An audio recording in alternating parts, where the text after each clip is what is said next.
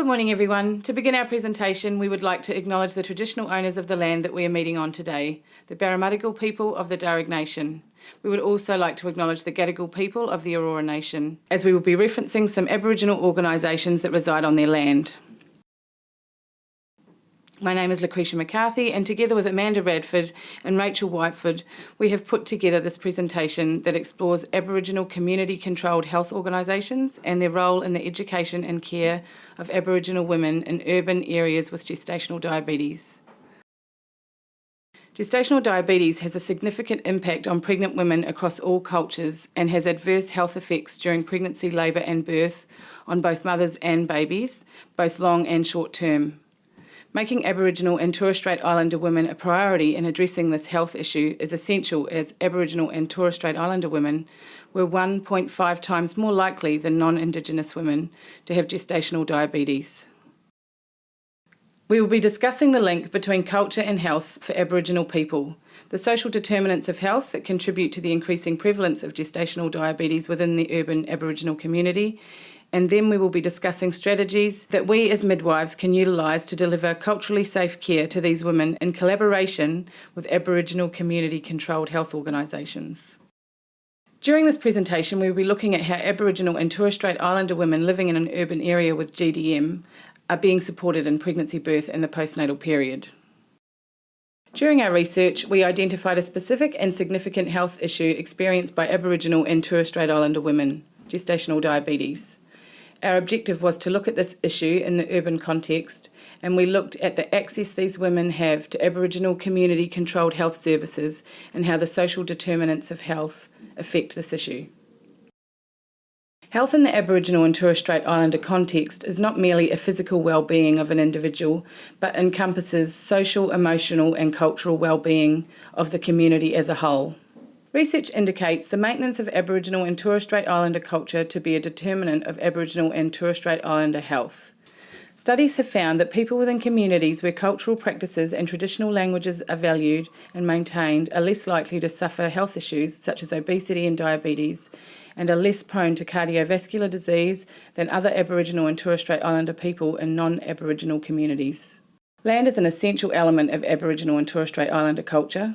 The maintenance of close connection with ancestral country is imperative for good health. Participation in accessing homelands and caring for country results in significant and substantial health benefits for Aboriginal and Torres Strait Islander people.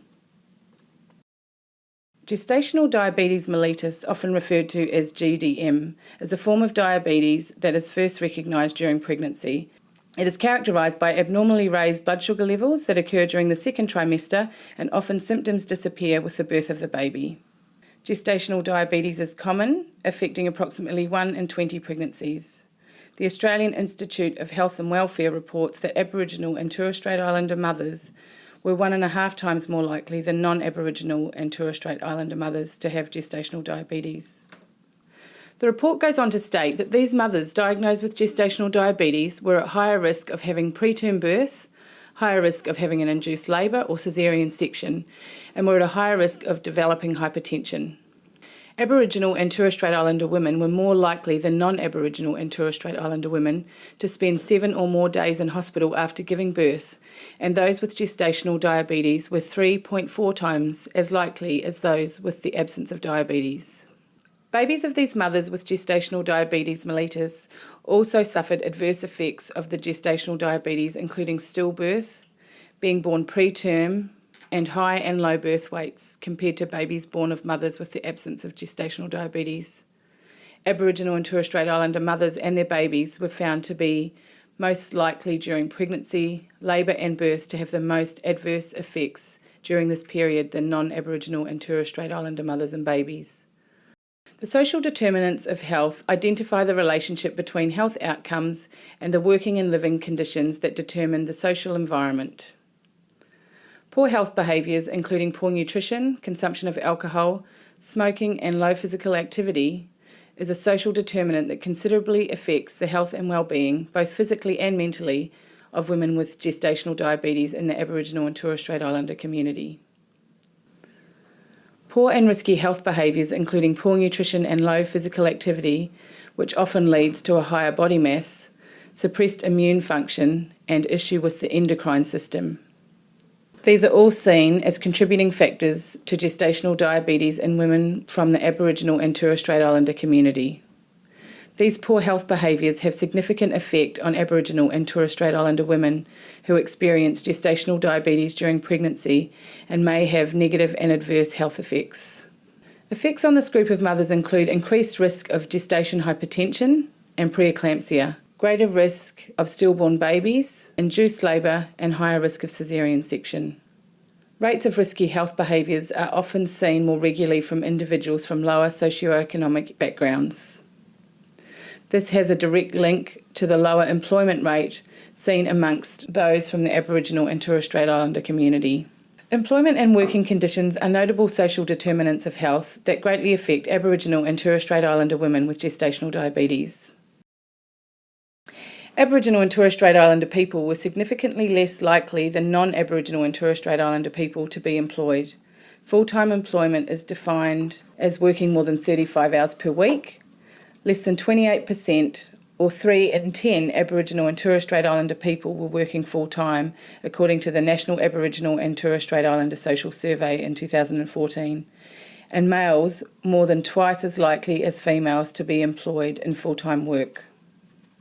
This lack of employment not only leads to poor health behaviours as previously discussed, but also greatly affects the social and emotional well-being of women, their self-esteem, their stress levels and feelings of isolation, which in turn contributes to hypertension, body mass due to stress and the inability to afford fresh food, and the onset of gestational diabetes during pregnancy. Gestational diabetes has a significant impact on women across all cultures and has adverse health effects during pregnancy, labour and birth on both mothers and babies, both long and short term. Making Aboriginal and Torres Strait Islander women a priority in addressing this health issue is essential, as Aboriginal and Torres Strait Islander women were 1.5 times more likely than non-Indigenous women to have gestational diabetes. Poor or risky behaviours and a lack of employment are contributing factors to the development of gestational diabetes in the Aboriginal and Torres Strait Islander community, and these issues need to be addressed. The Aboriginal Medical Service, also known as AMS, was established in 1971 and was the first of its kind. It began after it became very clear that Aboriginal and Torres Strait Islander people were not being treated fairly, and some would say they would rather die than receive care from local GPs and emergency departments due to the severe racist treatment that they were experiencing. Originally, AMS was run by volunteer nurses and doctors, and over time they received small amounts of funding from the government, allowing for extra staff and services. AMS provided other programs such as fruit and vegetable runs, which later was turned into a comprehensive nutrition program. AMS is a free service, and the majority of Aboriginal and Torres Strait Islander people that use this service are living in the urban area. However, some do travel from rural areas to access the care.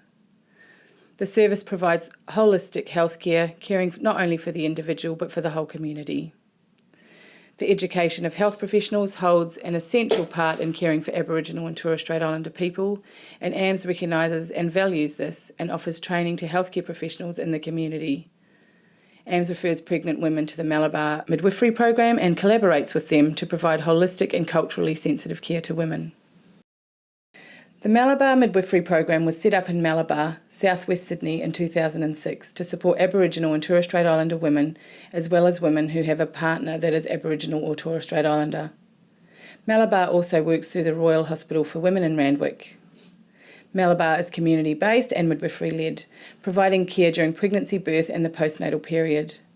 The main objective of this group is to provide culturally appropriate care, improving both maternal and infant health. Aboriginal and Torres Strait Islander women are prioritised in this program, addressing the inequities of the system and providing a safe and collaborative support network that is accessible and culturally appropriate. This group has been set up with one consultant midwife, 4 clinical midwives, an Aboriginal worker and a social worker, all of whom collaborate with Sydney Children's Hospital and a child and family health nurse, achieving a high level of continuity of care to women and their families. One of the many benefits of this model is that women are able to build strong relationships with their care providers, assisting in better outcomes for mother and baby. Aboriginal and Torres Strait Islander women have reported great satisfaction in the Malabar program, especially those that had experienced a more fractured model previously. Women stated because they had trust in their midwife, they were happy to see other care providers such as family and child health nurses based on the midwife's recommendations. Many Aboriginal women had not used these extra services before the Malabar program was established. The use of these extra services assists Aboriginal and Torres Strait Islander women to continue support and education, promoting health and wellness for themselves, their children and their community. Many of the key goals of the Australian National Indigenous Health Equality Targets are addressed by the Malabar service, with the most relevant key goal being that women are attending antenatal assessment in the first trimester or at least before 20 weeks. This allows for early testing of pregnancy-related issues such as GDM, providing benefit due to earlier interventions if necessary, reducing risks to both mother and baby. We now have a short clip on Redfern's Aboriginal Medical Service, as its CEO and Director discussed their aims, objectives and their role as an Aboriginal-controlled community health organisation in Redfern. Good evening. While the politicians in Canberra continue to scratch their heads as they try to work out how to close the gap, community-controlled health organisations such as the Redfern Aboriginal Medical Service are bucking the trends and making a real difference to the health of their communities. And they may even have the answers, as Danny Teese-Johnson reports. It was this statement by Mick Gooder that made sense to every Aboriginal medical service in the country, but yet seems so hard for policymakers to grasp. Why aren't we getting the results? Why isn't government programs working? The answer is they're not engaging with Aboriginal and Torres Strait Islander people. It's pretty simple stuff. We're not sending people to the moon here. The Redfern Aboriginal Medical Service has been doing this for years.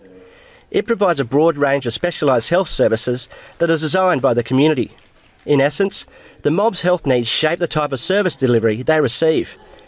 It could be in the clinic, in the home or on the street. We've become a very specialised organisation, and each service is working in their own silos. And I suppose with the new way forward, I'm looking for everyone to work as a team and to support one another in what we're trying to provide, because really the underlying goal here is better health outcomes for Aboriginal people. Director Ricky Lyons and his family have had a long association with the AMS. He says they are closing the gap because the community runs it their own way, the Redfern way. We do that by listening to the community, basically. And I'm a patient here, I'm a director, a former employee, and we know about what services need to be delivered here.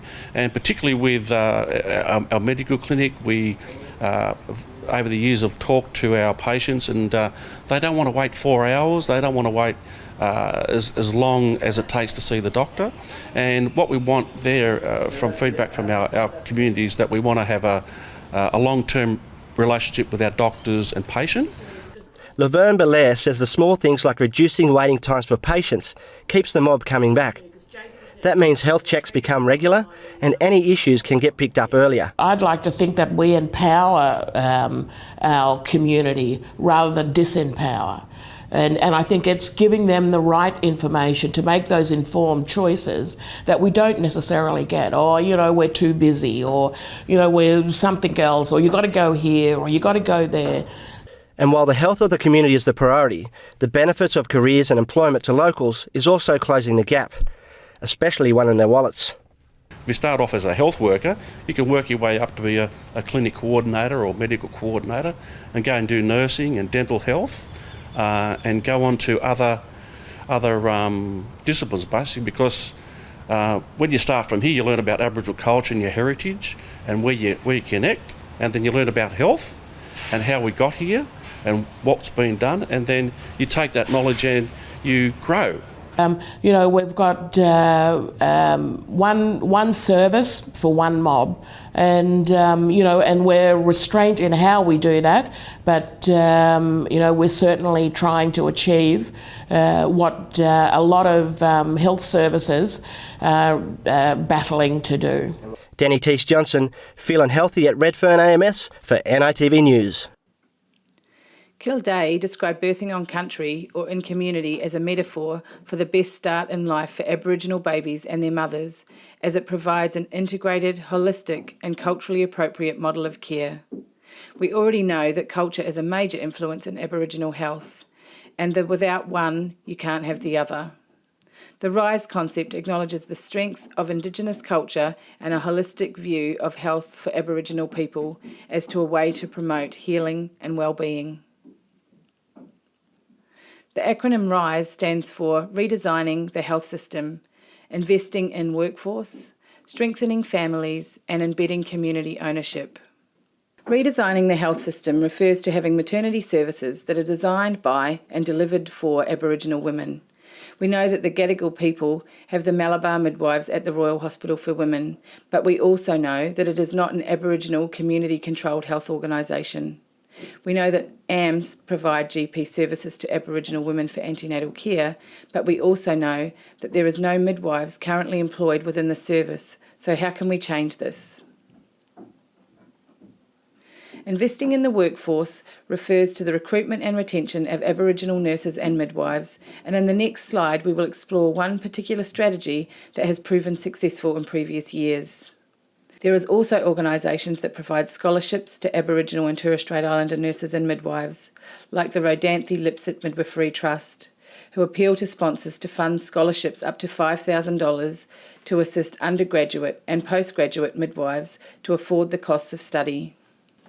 Strengthening families refers to providing a culturally safe environment for Aboriginal women and their families, and policy changes that need to be made to facilitate such an environment in all mainstream hospitals.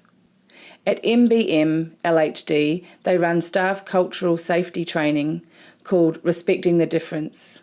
It is written and run by Anthony Flick, who is a respected Aboriginal man, employed as a cultural consultant, and he states that engaging Aboriginal people meaningfully within health system governance and delivery is an important strategy to achieve culturally appropriate care for Aboriginal people. Lastly, embedding community ownership refers to Indigenous ownership and self-determination, where Aboriginal people are making decisions about their health and in turn strengthening their culture, as mainstream models cannot achieve this, at least without collaboration with Aboriginal people and communities.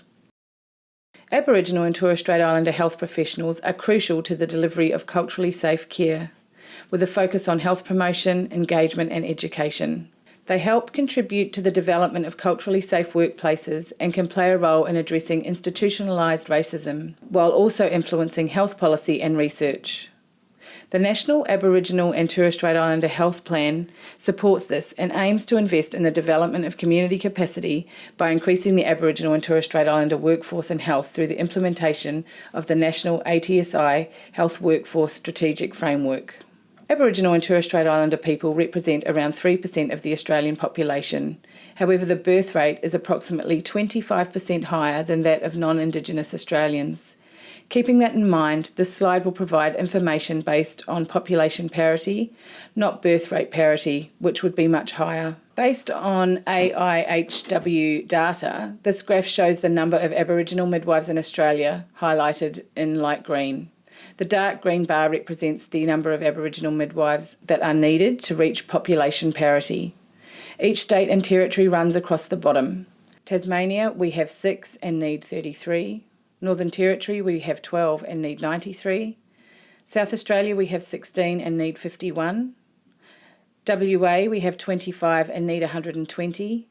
Victoria, we have 40 and need 65. ACT, we have 7 and need 9. Queensland, we have 57 and need 260. And here in New South Wales, we have 67 and we need 281. Based on the information, it's evident that strategies such as the New South Wales Aboriginal and Torres Strait Islander Cadetship Program are essential in ensuring the future of Aboriginal and Torres Strait Islander health is that of culturally safe change and therefore a healthier Aboriginal population. Mohammed states that they deliver first-rate healthcare in a way that understands and respects culture, specific needs, obligations and challenges of their patients.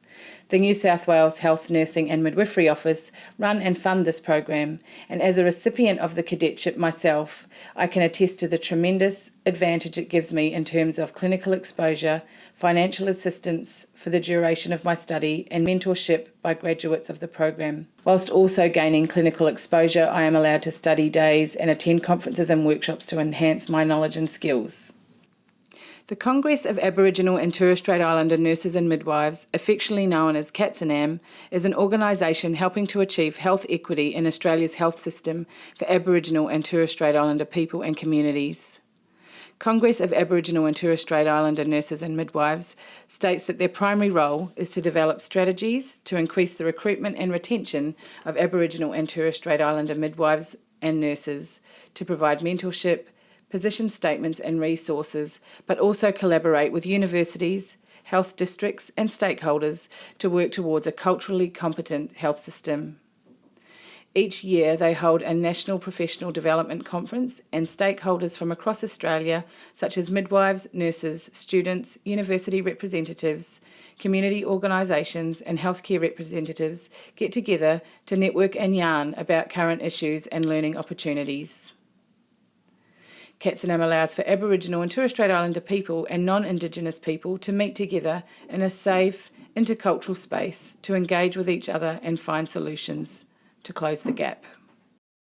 In conclusion, our research has found there needs to be a greater focus on reducing disadvantage amongst Aboriginal and Torres Strait Islander people in respect to their health needs, including their social, emotional and cultural well-being. This can be achieved through addressing the social determinants of health affecting this community and providing culturally safe practices that are Aboriginal and Torres Strait Islander led. The services we focused on, Malabar and AMS, are clearly showing benefit to the Aboriginal and Torres Strait Islander community, but more of these services are required to engage with the Aboriginal and Torres Strait Islander community to identify their specific needs and collaborate with them to achieve a more equitable standing in regard to the Aboriginal and Torres Strait Islander community's overall health.